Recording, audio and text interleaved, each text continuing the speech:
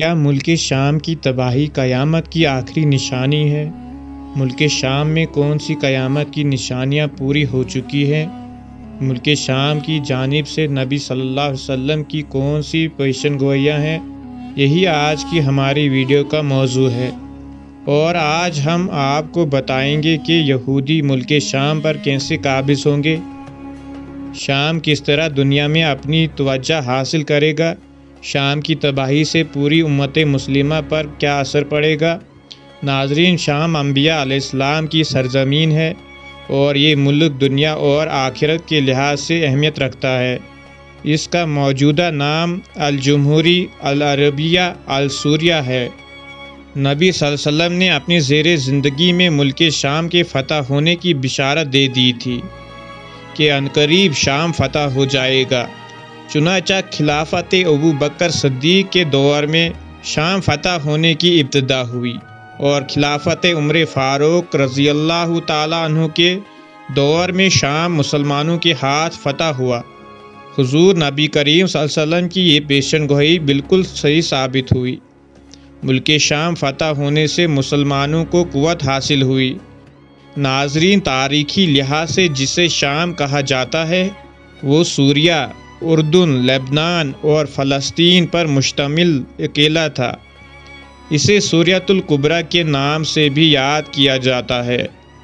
مسلمانوں کے شام میں سب سے پہلے داخلہ غزوہ موتہ کے سلسلے میں نبی صلی اللہ علیہ وآلہ وسلم کے زمانہ اقدس میں ہوا۔ پھر عمر فاروق رضی اللہ تعالیٰ عنہ کے دور میں پورا شام فتح ہو گیا، اور آج سیریہ عرب کے ملکوں میں قدیم ترین شمار ہوتا ہے۔ مورخین کے مطابق اس ملک کے شام نام رکھے جانے کی کئی وجوہات ہیں۔ ان میں سے ایک یہ بیان کی جاتی ہے کہ یہ نام حضرت نوح علیہ السلام کے بیٹے سام کے نام سے پڑا، کیونکہ یہ وہ پہلے شخص ہیں جو اس سرزمین پر تشریف لائے۔ عجمی لفظ کی تبدیلی کے سبب لفظ سام کے سین کو شین کر دیا گیا۔ حضرت عبداللہ بن عمر رضی اللہ تعالی عنہ روایت کرتے ہیں کہ رسول اکرم صلی اللہ علیہ وسلم نے دعا فرمائی، اے اللہ ہمیں ہمارے شام میں برکت عطا فرما، اے اللہ ہمیں ہمارے یمن میں برکت عطا فرما۔ بعض لوگوں نے عرض کیا، یا رسول اللہ ہمارے نجد میں بھی؟ آپ صلی اللہ علیہ وسلم نے پھر دعا فرمائی، اے اللہ ہمیں ہمارے شام میں برکت عطا فرما، اے اللہ ہمیں ہمارے یمن میں برکت عطا فرما۔ بعض لوگوں نے پھر عرض کیا، یا رسول اللہ ہمارے نجد میں بھی؟ آپ صلی اللہ علیہ وسلم نے تیسری بار فرمایا، وہاں زلزلہ اور فتنہ ہوگا اور شیطان کا سینگ وہیں سے نکلے گا۔ دعا میں شام کو یمن پر اس لیے مقدم فرمایا کہ شام ہی میں قیامت ہوگی، اور فلسطین میں بیت المقدس ہے۔ حضرت ابو امامہ رضی اللہ تعالیٰ عنہ سے مروی ہے کہ نبی صلی اللہ علیہ وآلہ وسلم نے فرمایا، ملک شام اللہ رب العزت کا چنا ہوا شہر ہے، اور وہ اپنے چنے ہوئے بندوں کو اس میں رکھتا ہے۔ اس طرح حضرت زید بن ثابت رضی اللہ تعالیٰ عنہ سے مروی ہے کہ ایک دن نبی صلی اللہ علیہ وسلم نے فرمایا، ملک شام کے لیے خوشخبری ہے، بے شک رحیم کے فرشتے اس پر اپنے پر پھیلائے رہتے ہیں۔ نبی صلی اللہ علیہ وآلہ وسلم نے فرمایا، جب اہل شام تباہ و برباد کا شکار ہوگا تو پھر تم میں کوئی خیر باقی نہیں رہے گی۔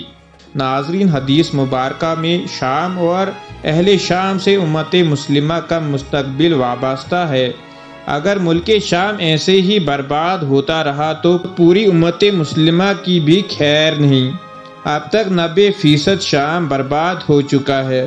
5 سے 6 سال کی خونی جنگ سے بوڑھے بچے جوان شہید ہو چکے ہیں۔ ملک کی سرحدوں میں کہیں شامی زندگی کی بھیک مانگ رہے ہیں۔ شام مکمل تباہی کے بعد اب نزا کی حالت میں ہے۔ شام کی موجودہ صورتحال سے یقیناً آپ واقف ہوں گے۔ شام کے اندر کہیں جنگیں عروج پر ہیں، کہیں شامی روز مر رہے ہیں۔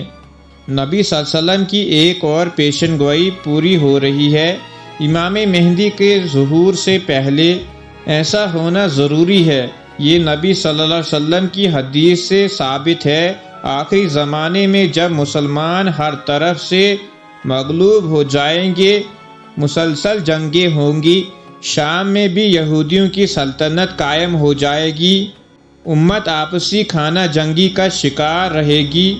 خیبر سعودی عرب کا چھوٹا شہر ہے، مدینے سے تقریباً 170 کلومیٹر کے فاصلے پر ہے۔